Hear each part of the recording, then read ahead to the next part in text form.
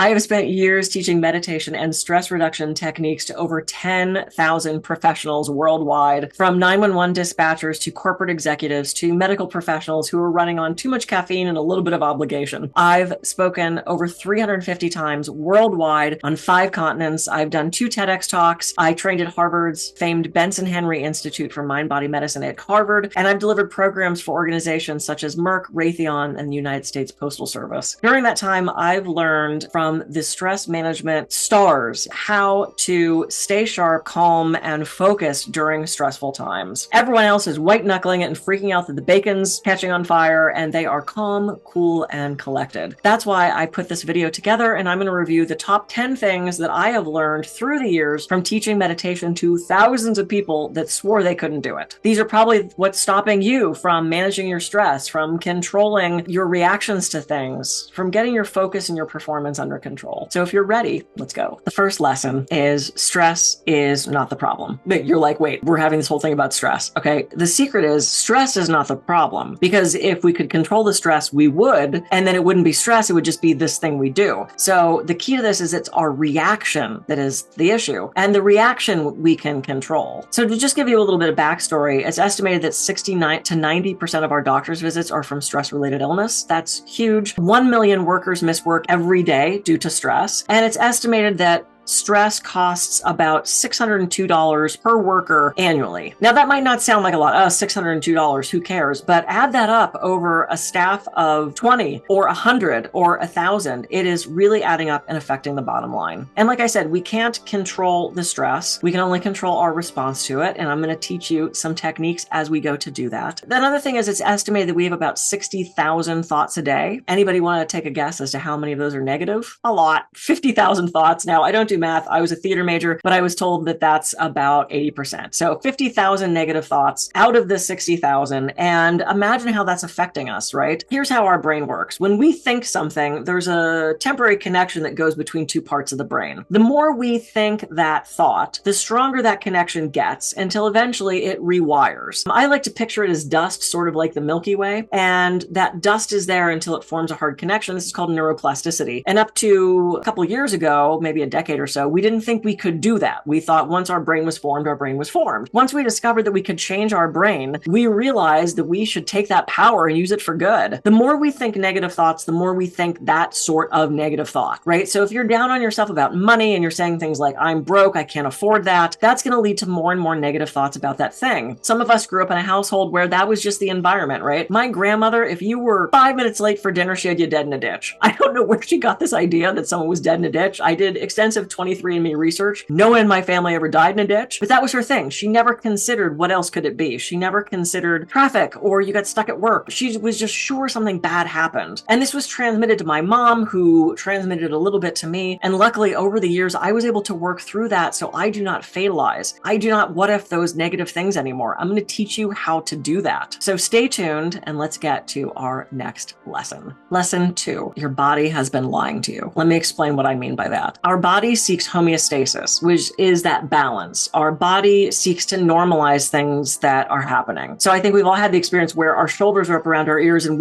they're just always there, right? Until someone says, drop your shoulders, you don't even realize it's happening, or clenching your jaw or clenching your hands or feet. If you wake up in the morning and you have a headache, oftentimes it's because you've been clenching your jaw overnight. So our body seeks to normalize these things. And there are all these sort of warning signs of stress. And I want to go over just a few of those. Increased drug use, smoking, gum chewing, road rage, not taking pleasure in those things you used to enjoy, jaw tension, bowel health issues, sleep problems, forgetfulness. All of these things are signs that something's wrong. And in the notes, I'm actually going to put the list of all of them because I think it's really important. It's important because we normalize them. We don't recognize them in ourselves. We see them in other people. And my advice to you is to learn to recognize them in yourself. I had done a radio show, I think I called in to Chicago, and the guy said, Dr. Gruver, could you start up by giving us some some of the warning signs of stress. So I went over like 5 or 6 of those. There was dead silence on the other end of the phone. And nothing says good radio like absolute dead silence. And so I finally said, oh, did we lose our feed? Are we not on the air anymore? And he goes, oh no. And I said, oh no, do you need me to call back in? And he said, no, I'm stressed. I had no idea. So if you're recognizing these symptoms in other people, your colleagues, your coworkers, your boss, your secretary, your spouse, your kids, it's time to reach out and say, hey, I've noticed this, this, and this. Do you need some support? We don't often recognize them in ourselves. So I have a little exercise for you. I want you to write down how you feel on a normal day. Just how do you feel? Keep track of this. And then how do you feel physically if you're in a stress state? How do you feel mentally if you're in a stress state? How do you feel emotionally if you're in a stress state? How do you feel spiritually if you're in a stress state? I've had so many people come to my office and I say, how are you doing? And they go, I don't know, I guess okay. And I say, is there anything hurting in your body? And they go, yeah, I don't know,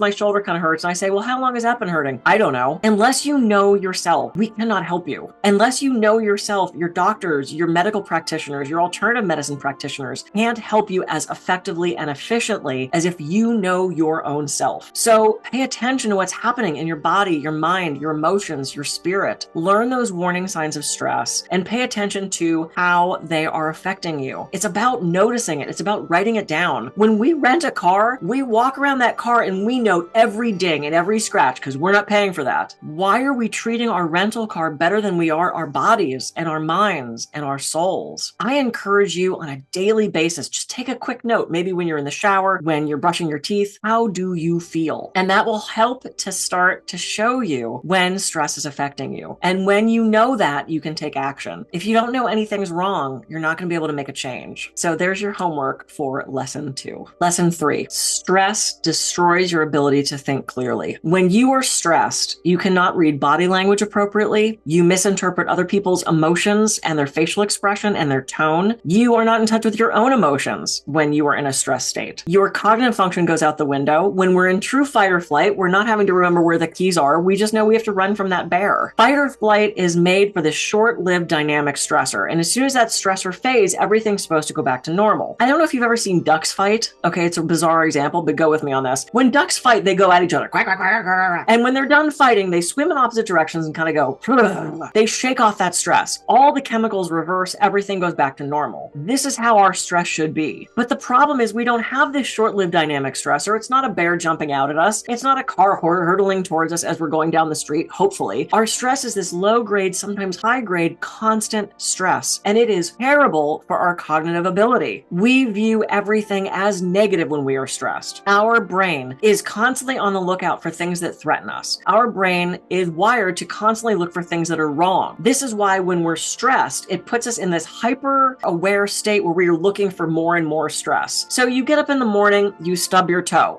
This is terrible, blah, blah, blah. And then you get in the shower to discover that your daughter was in there and she took all the hot water. So you can't even get a hot shower. Then you're driving to work and you realize you didn't bring the brief that you needed to take to the meeting. Oh my God, this is terrible. And then someone cuts you off in traffic and you are a road rage maniac. Don't even get into how you communicate with people at work and how you're going to handle that meeting with that guy you're not sure how to communicate with. Your day is going to go down the tubes. Aren't you so much more patient with the guy on the freeway when you've just had a massage or you've just meditated or you've had a really relaxing day with your family? This stuff tends to snowball. It's really hard to do a pattern interrupt when we are already in that stress state and it builds and builds and builds and builds. So do what you can to control your reaction to that stress. Do what you can to keep track of what your body's doing so that you can think clearer and be more responsive and less reactive in your life. Lesson 4, you do not need to be a meditation person. I'm going to level with you. I'm going to be really honest with you. I am probably the last person that should be teaching anybody to meditate. I'm a triple Capricorn, only child, very competitive, anal retentive control freak. My dad wanted a boy and got me. His favorite phrase was, if I can't win, I don't want to play. So when people would come to me and say, you should meditate, you should meditate, you should meditate, first of all, not a great way to start a sentence because it just turns people off. Inquire, get curious, say things like, have you considered? What do you know about? Have you thought of? Much better way to approach communication. But people would ask, would say to me, you should meditate. And I tried. I really did. I was god awful terrible at it. I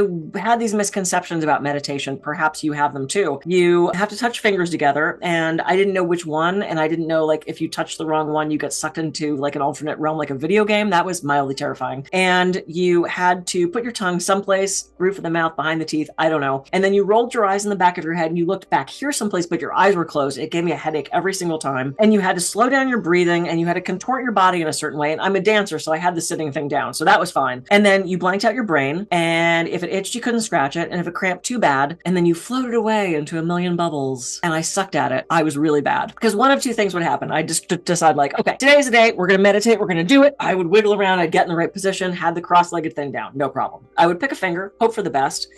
And one of two things would happen. I'd be like, okay, internal dialogue. Here we go. Now we're going to meditate. Okay, meditating. We are meditating.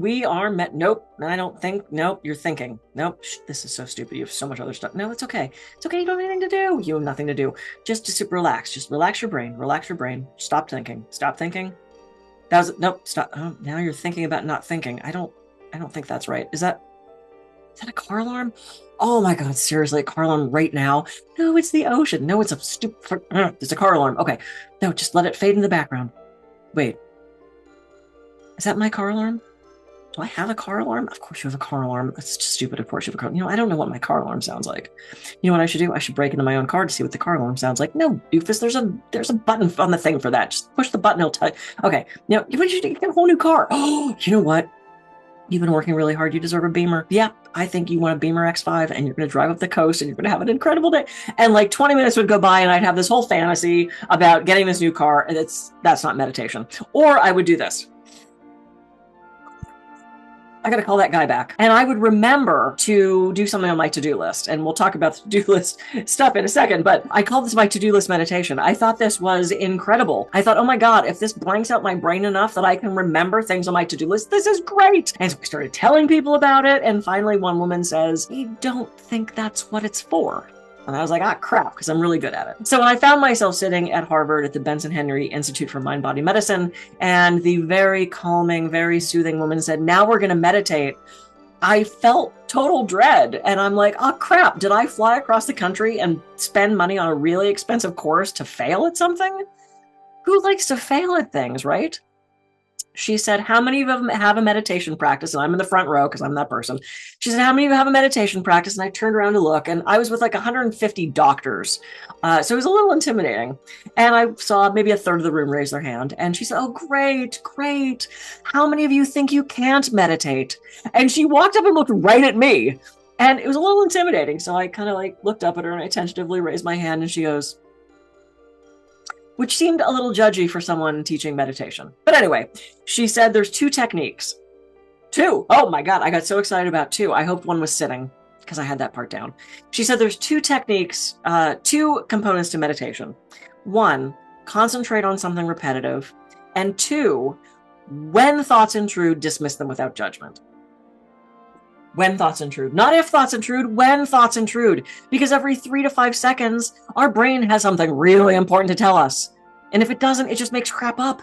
You'll think about the guinea pig you had in grade school, and I wonder what's for dinner, and what is that weird noise, and does my leg always feel that way, and what's my hair smell like? Your brain just comes up with things, because that's how we form our identity, is through thought.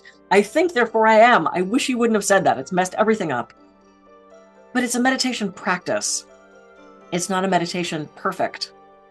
And when I had the huge privilege of studying with Thich Nhat Hanh, he said there were days that he had trouble meditating because he couldn't stop his brain. And I thought, wow, dude, you have one job, which is meditate. And if there's still days that he has trouble, wow, then I have to give myself a break because it's an unfolding. And there are days I have really great meditation and days that it really still sucks. And though I don't do my to-do list meditation anymore, and my mind no longer wanders to the new car I'm going to buy, there are still days it's a struggle. And so if you're struggling to meditate, it's okay. okay. The point of this is to let those thoughts go. We don't pick up every bag at the baggage claim. We look at them and we go, that's not mine, and that's not mine, and that's not mine. And then we take the one that is ours, and we can do that with our thoughts. So there's lesson number 4. You do not have to be a meditation person to meditate. By the way, if you're watching this and you think, man, I could really use this for my team, go ahead and click the link in the description. It'll take you right to my website where you can book a call directly with me, and we can figure out how I can help you and your organization be better and less stressed. So if you want to bring this program to your group, go ahead, click that link. Let's jump on a call. I would love to be of service to you. Now let's get back to the video. Lesson 5, the mini meditation saved me, and I think it's going to do the same for you. So back to my time at Harvard. So when she said there's 2 components of meditation, 1, concentrate on something repetitive, and 2, when thoughts intrude, dismiss them without judgment. We talked about the when thoughts intrude thing, right? It's not if, it's when. Every 3 to 5 seconds, they're going to intrude. It's going to happen. So I'm going to teach you the meditation the way she taught us. This is called the mini meditation. It is one of my favorite techniques. I've taught this probably close to 1 million people, and I'm happy to add you to the list. So go ahead and let your eyes gently close if you're in a safe place to do so. If you're listening to this in the car,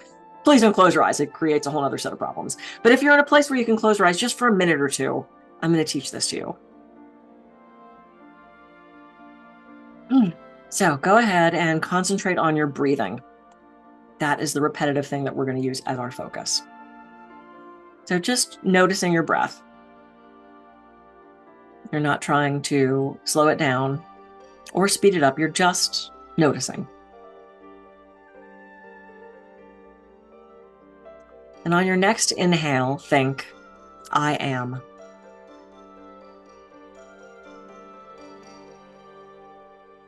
And on all of your inhales, think, I am.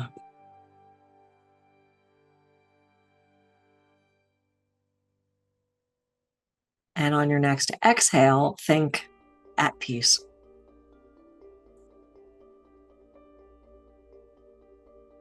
And on all of your exhales, think, at peace.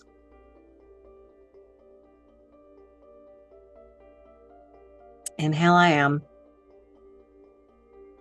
Exhale, at peace. And when other thoughts intrude, that's okay. Dismiss them without judgment. Let them float away like clouds on a summer day.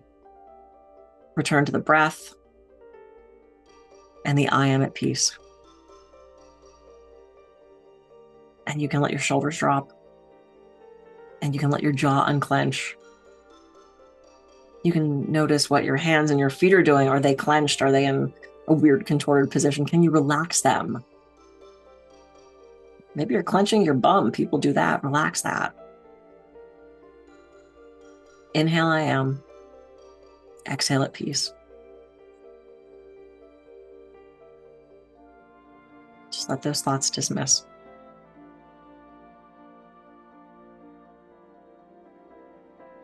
Breathing. I am at peace.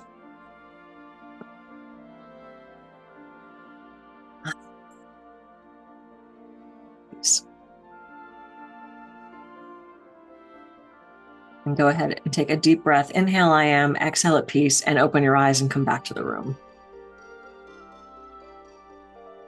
Congratulations, you just meditated. If you have a formal seated meditation practice, this can augment that. This is something that you don't have to sit down. You don't have to take a lot of time. You don't have to contort yourself into some bizarre position if you don't want to. You can do this at your desk before a meeting. You can do this in the car when you're stuck in traffic. Don't close your eyes. But in all seriousness, I grew up on the East Coast where the yellow light means go. Right. Well, I'm now in California, and we have a lot of elderly people here in Santa Barbara, and we also have a lot of stoned people, and sometimes they're both.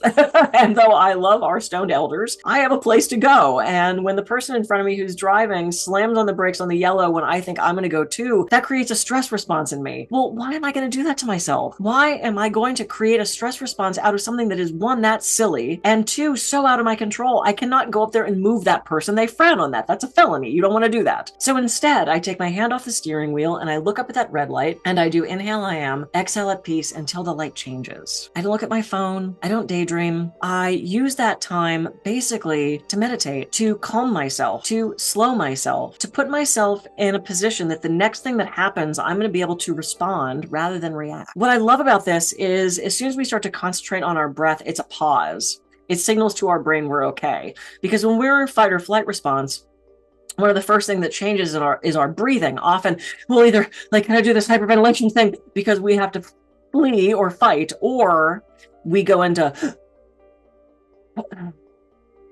and we do this sort of gasping thing, like the fish that's falling out of the fish bowl. I have been in so many offices where I see people just sort of, and then they do this gasp. It's not really a yawn, it's sort of this gasp thing. So as soon as we start to concentrate on our breathing and we pay attention to it and it slows a little bit, we signal to our brain that we're okay. So it starts to stop that fight or flight response. The other thing that's great about the I am at peace is it serves as an affirmation. So eventually our brain and our body goes, oh, I am at peace. Cool, that's great. The other thing is we can't think two things at once. We can't have two thoughts going at the same time. So if we're thinking I am at peace, it often serves to shut out those other thoughts. So this is one of my favorite techniques. It's flexible. You can do it anytime, any place. You don't need to close your eyes. You don't need to contort yourself into a bizarre position. You could do this in the middle of a meeting. No one even needs to know you're doing it, but the benefits are huge and vast. If you have 5 minutes, if you have 2 minutes, if you have 1 minute while you're brushing your teeth, if you have 30 seconds, why not take that opportunity to do the mini meditation? Calm your system down, slow your respiratory rate, your heart rate, lower your blood pressure. This does so many amazing things. And long-term meditators, it actually shows that it slows the genetic effect of aging. So why not take advantage of that? I'll see you for the next lesson. Lesson 6, the toughest audiences are the best proof. So right off the bat, if I can do this and I can meditate, then you guys can, because I have all odds stacked against me that I would be able to do this. And I have to say that the mini meditation has become sort of my gateway drug, if you pardon the vernacular, into formal seated meditation. And I now know which fingers to touch, and I can blank out my brain. And I have indeed floated away into a million bubbles, and it's pretty phenomenal. And I've taught this meditation, like I said, to probably 1 million people around the world, especially during my in-person workshops and lectures. And I do a lot of work with health and safety, with 911 dispatchers, with emergency personnel, and they have to be on all the time. And I remember doing my first big conference, and I walked in the door and it was mostly men, and it was very high stress, very high performance health and safety. And I saw this audience and I thought, how can I explain this without too much woo? Right? They're the hardest. We'll get to that in a minute.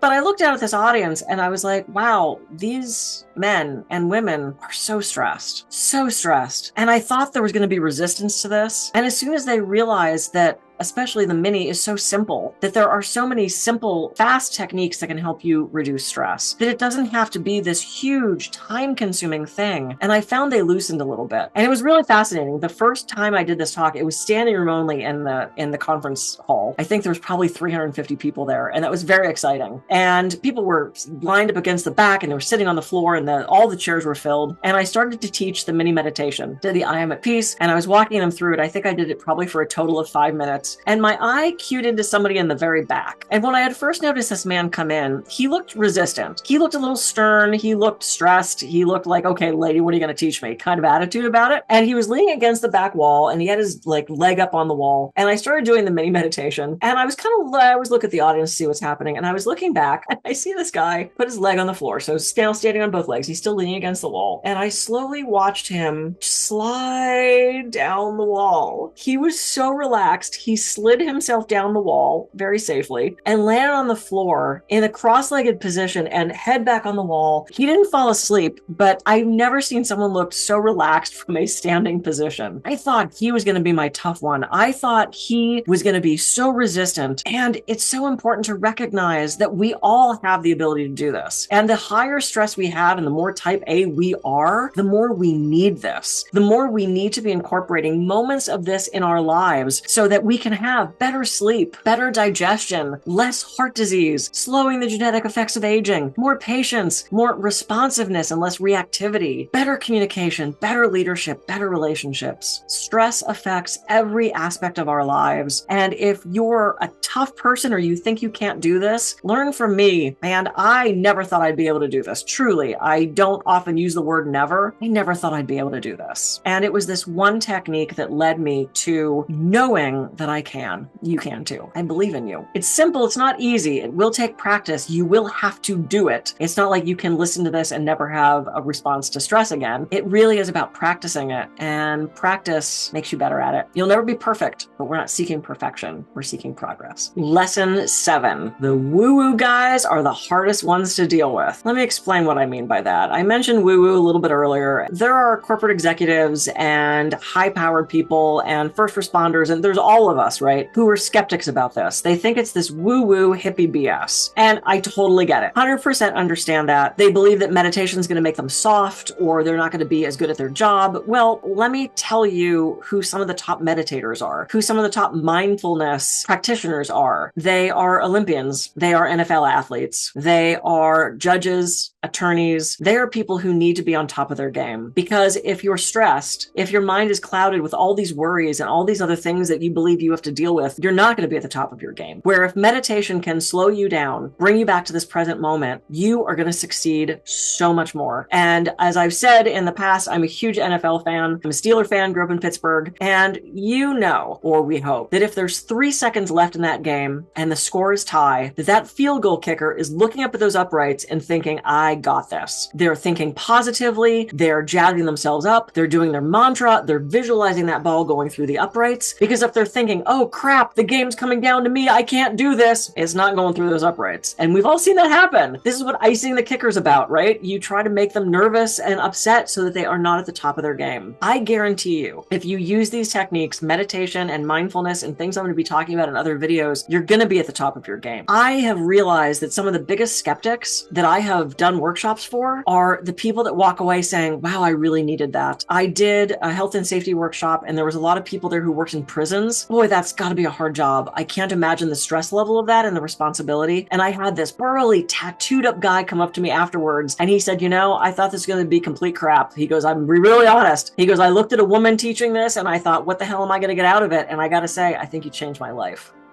Wow. That's all I can ask. That's all I can ask is that you try these techniques. If you think it's woo, you don't have to tell anybody you're doing it. Reframe it as mindset shift. I don't care what you call it. I do care that you do it. Because if you've made it this far through the video, I know you care about your own well-being and the well-being of people around you. And the reason I do this work is because I love to help people. I truly love to be of service. So if you think it's woo, you think it's hippie bullshit, or you think it's crazy, that's great. That's fine. Try it. I guarantee you're going to see the change. Lesson 8. It's really hard to stop negative thinking, but you can change them. If I say right now, do not think of a white elephant, most of you are picturing a white elephant. So rather than trying to stop thinking of an elephant, let's think of a horse. Let's replace that thought. That's why I love affirmations. Affirmations, the key to this, make them short, positive, in the present moment, and repeat them often. So for example, rather than saying, oh, I hope I don't get sick, or someday I'll not be broke, say, I am healthy and well, or I accept money quickly and easily. I am prosperous and abundant. Choose what you want to manifest into your life and start doing affirmations for that. I have plenty of time is so much better than I'm never going to get this done. Because here's what happens when you say to yourself, I have plenty of time. It slows everything down. It stops the fight or flight response. You're more cognitively available. Your brain is working at the optimal.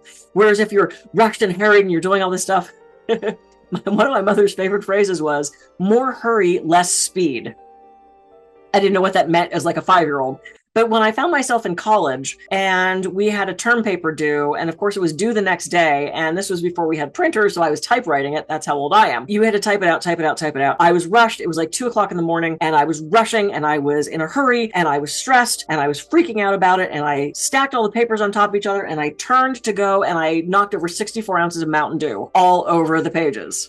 More hurry, less speed. When we are stressed and rushed and harried, this is when things go wrong, right? This is when we send off the email without the attachment, though they're getting wise to that. They're saying, hey, you said the word attachment. Do you want to say something? Great. We send off the envelope without a contract. We send the contract with no signature. This is what happens when we are not focused and present. If you can use these techniques to get focused and present, it will help you. So if you say, I have plenty of time, it starts to take hold. You start to feel like you have plenty of time. One of my favorites, and this is a crazy story that everyone always laughs at. One of my favorite stories is many, many years ago, I realized I wanted to make more money. I think we all deserve prosperity and abundance, whatever that means to you, whatever that looks like. And I needed more money. And at the time I was a massage therapist and I could only charge so much and I could only work so many hours in the day. And so I wanted more money, but how am I going to get that? Right? So I started doing the affirmation, I accept money from unexpected sources, because honestly, I didn't care where it came from, barring something horrible happening to someone I loved or something illegal. So I started doing this affirmation, and you want to do these all day long. I wrote them on the mirror in the bathroom. I put them on the dashboard of my car. To really optimize your affirmations, do them that last half hour before you go to bed, because that last half hour before you go to bed, your brain is starting to prime itself for sleep. It's getting rid of the things it doesn't have to remember. It's deciding what are going to be core memories. It decides what's an open loop it's going to continue to work on. So if you do those affirmations, then it becomes more optimum. And write them out in longhand cursive that so many of you aren't being taught anymore. For some reason, writing things out in cursive goes directly to our brain, into our subconscious. It's a beautiful thing. So write them out. So I started writing out, I accept money from unexpected sources, doing this every day. And about 3 days later, I got a phone call from an expert witness organization. And they said, hey, Kathy, we're doing this court case and we wanted to see if you could be an expert witness. Now, I had never heard of such a thing. I mean, I've heard of expert witnesses, but why would you need a massage therapist? I've seen CSI, you need like a bridge manufacturer, a neurosurgeon. Why would you need a massage therapist? And the woman went on to say, someone was injured on the massage table and they needed an expert to talk about scope of care and continuity of practice and all these things. They said, can you do that? And I said, well, probably, but what would I have to do? And they said, oh, well, you'll have to read a bunch of reports and you'll have to write a report. You'll have to read tons of depositions and you might get deposed yourself. And if it goes to court, you'll have to testify and it pays $125 an hour. And I said, yes.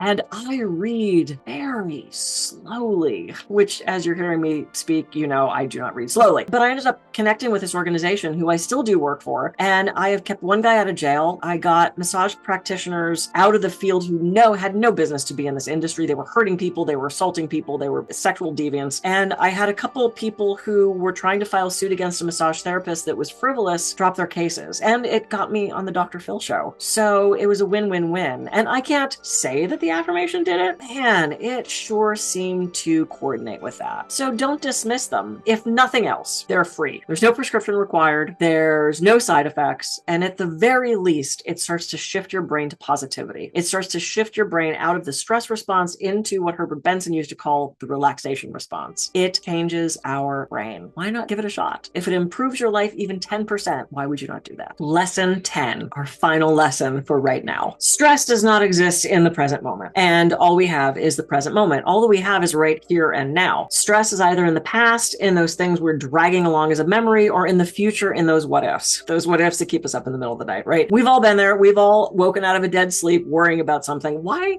do we not what if the good stuff? Why do we never wake up and go, what if I win the lottery? No one does that. We what if these bad things. That's how our brain works. Our brain's constantly scanning the environment for things that are wrong. So we tend to fatalize the future because our brain is worried that something bad is going to happen. If we are just present, stress isn't going to affect us as much. Because I'm going to ask you this question. As you're sitting here right now, where's the stress?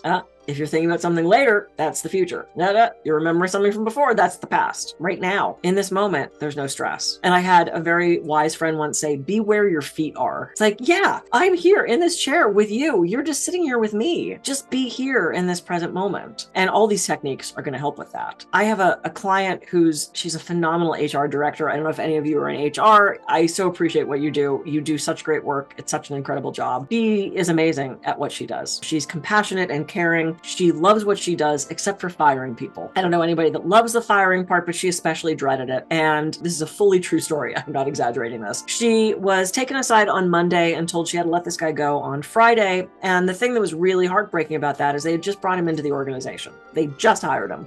And then the powers that be got together and went, oh no, we shouldn't have done that. We don't actually need his position anymore. They were going to reorganize. And so she was told on Monday, hey, Friday, let this guy go. And not only did they just bring him into the organization and he was doing an incredible job, she just found out they bought a house, and here in Santa Barbara, that's really hard. They had just relocated everything here. They just got married. They just found out they were pregnant. I'm not lying. And this was 6 weeks before Christmas. And so she's looking at all these circumstances. She's like, oh my God, how can I fire this guy? Right. So for the week leading up to that, she was having crying jags. She was vomiting. She was nauseous all the time. She was having diarrhea. She couldn't eat. She was waking up in the middle of the night, having panic attacks. She was having crying jags. This was eating at her. This was absolutely eating away at her. So the week goes by. Friday, she sits down in the conference room and she figures she'll rip off the proverbial Band-Aid. And she says, I'm so sorry, we've eliminated your position and we have to let you go. And she was ready for his reaction. And he stared at her for the longest time and finally took a deep breath and said, oh, thank God, I found another job and wanted to quit, but wasn't sure how to tell you. She spent the week with the what ifs, driving herself crazy. Haven't we all done that? What if the cat dies? What if my husband's sick? What if I don't get the job? What if I do get the job? What if my grandmother has to move in? What if my kid has a problem? What if? Why suffer twice? Why are we doing this to ourselves? Why are we ruining this beautiful, precious present moment by dragging in some future thing that we don't even know is going to happen? And we do this to ourselves all the time. I remember my very favorite cat was very, very sick. We knew he was on his last legs. He was my first cat. I loved this animal so much, as we all do. And every time I looked at this cat, I would burst into tears, knowing that someday soon I was going to have to put him down. And finally, a friend was over to visit and they went, oh my God, Kathy, the cat is right here. And they were so right. I was thinking about this time in the future when I wouldn't have the cat, when damn it, the cat was right in front of me. Why am I ruining that moment worrying about some future time that he's not going to be around? And I had to shift my focus with that, right? Speaking of shifting focus, I have a little exercise for all of you right now. I want you to look around your space and I want you to find everything that's red. I want you to memorize everything that's red in your environment right now. I'll give you a second. Red. Okay, that's red. Ooh, book. Great. Oh, painting. Oh, frame. Okay. Okay. All right. Now close your eyes just for a second. And I want you to remember everything you saw that was blue. I know, I'm sorry, it's drastically unfair.